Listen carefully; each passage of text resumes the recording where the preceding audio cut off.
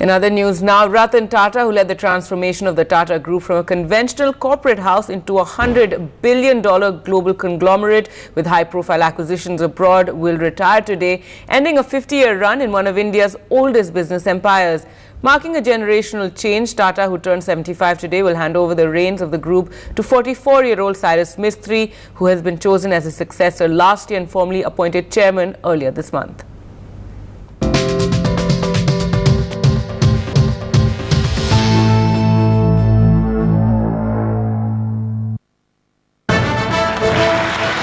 It's the end of an era as Ratan Tata steps down from the chairmanship of the 144-year-old Tata Group of companies. After having succeeded the hugely respected JRD Tata in 1991, few believed that Ratan Tata would be able to take the Tata legacy forward. But he proved his critics wrong. He had to step into very, very large shoes. And I think this was a daunting challenge because, he was bound to be compared with this iconic legend that JRD Tata was. But I must say that what Ratan Tata has done is not allowed himself to be compared with JRD.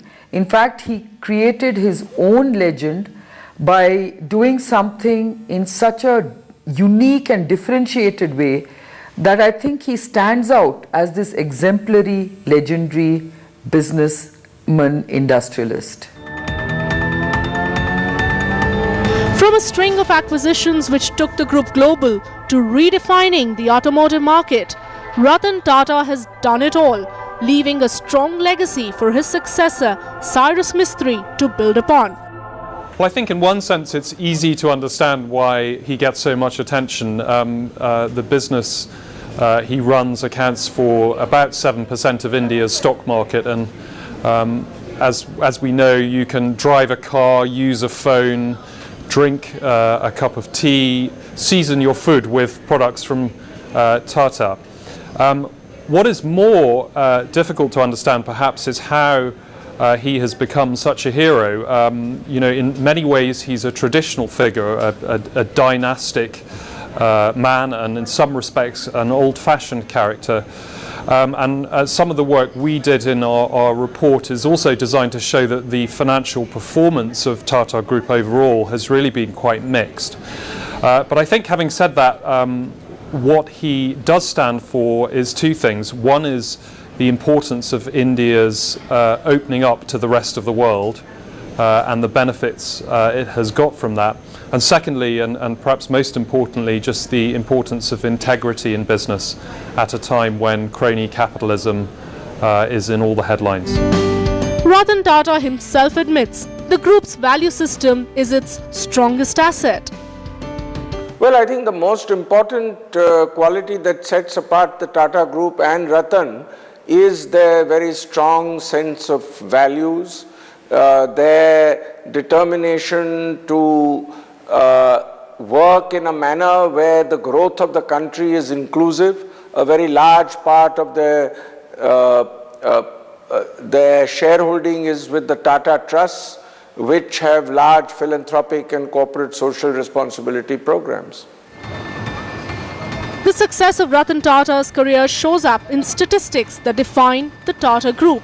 In the last financial year alone, revenues of the Tata Group grew 25% to touch the $100 billion mark. The group contributes 3% to overall corporate tax in India and a whopping 5% to excise duty. So as he leaves this $100 billion group in the hands of Cyrus Mistry, what will the 75-year-old bachelor do post-retirement? In public he comes out as shy. Sometimes even you may think that he's tentative, but he has very clear thinking. He knows what he wants to do and he knows what he wants from you. And in a small group, he's really great fun. He's very good at drawing caricatures. He's very good at imitating people. And in a small group, he's quite a party man. I mean, he entertains us, and it's great to spend time with him in a small group on a one-to-one.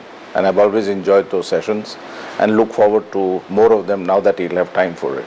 As a global company or an Indian company or a foreign company? certainly not a foreign company. It will always be an Indian company with an important international footprint. I would like to see it be considered as an international company of Indian origin. As an MNC of Indian origin. And how do you intend to spend your time? I know your interest in flying and swimming and certainly dogs. That's an interest we share. Yeah. But you have plans? No, I don't have any plans. You know, sometimes a case like that, you don't want to make any plans. I've said publicly that I'd like to continue my interest in design. Right. And that's something I will think through. And what's the point of retiring if you have to plan? Good point. Good point. But, you know, today, Sundays are the kind of day that you say, I don't want to make any plans. I would hope that that applies after December. So a week of 7 Sundays. That's right. At least for a period of time, that'll be a luxury. Then it might drag, in which time I'll try to find something to do. His friends may be rejoicing the retirement, but for now, it's hard to think of the Tata Group without the tall figure that is Ratan Tata, the face and persona of a brand deeply rooted in corporate India and now globally as well. No doubt, big shoes for Cyrus Mistry to fill in the coming years. With Devna Vora in Mumbai, in New Delhi, Shweta Rajpal-Kohli, NDTV. And do watch our special on Ratan Tata tonight at 9:30. Well, here's a look at the headlines we're tracking. Doctors at the Singapore